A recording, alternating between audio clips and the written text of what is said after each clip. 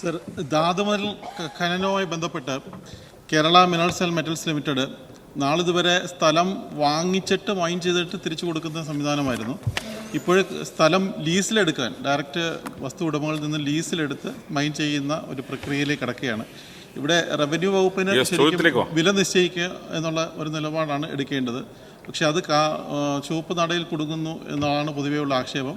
ഇത് സമയബന്ധിതമായിട്ട് നടപ്പാക്കുവാൻ വേണ്ടി അങ്ങയുടെ ഭാഗത്ത് ഇടപെടലുണ്ടാകുമോ?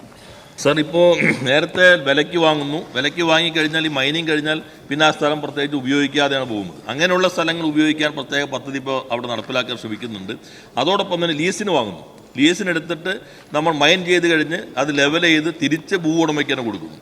അപ്പോൾ ലീസ് ഏകദേശം തന്നെ ഭൂവിലയുടെ ഒരു 75% ഇപ്പോൾ റവന്യൂ എല്ലാം അംഗീകരിച്ച് വന്നിട്ടുള്ളത്. അതനുസരിച്ച് ലീസിനെടുത്ത് നമ്മൾ മണലെടുത്ത് അതിന് മിനറൽസ് തിരിച്ചു കഴിഞ്ഞാൽ ആ മണൽ ബാക്കിയുള്ള മണൽ അവിടെ തന്നെ നിക്ഷേപിച്ച് ലെവൽ ചെയ്ത് കൊടുക്കുന്ന പദ്ധതിയാണ്. അത് പുതിയ രീതിയാണ്, എല്ലാവരും അംഗീകരിച്ചിട്ടുണ്ട്. തുടക്കത്തിൽ കുറച്ച് കാലതാമസം സ്വാഭാവികമായിട്ട് പുതുതെന്ന രീതിയിൽ വന്നിട്ടുണ്ട്. സമയബന്ധിതമായി നടപ്പിലാക്കാൻ ശ്രമിക്കും.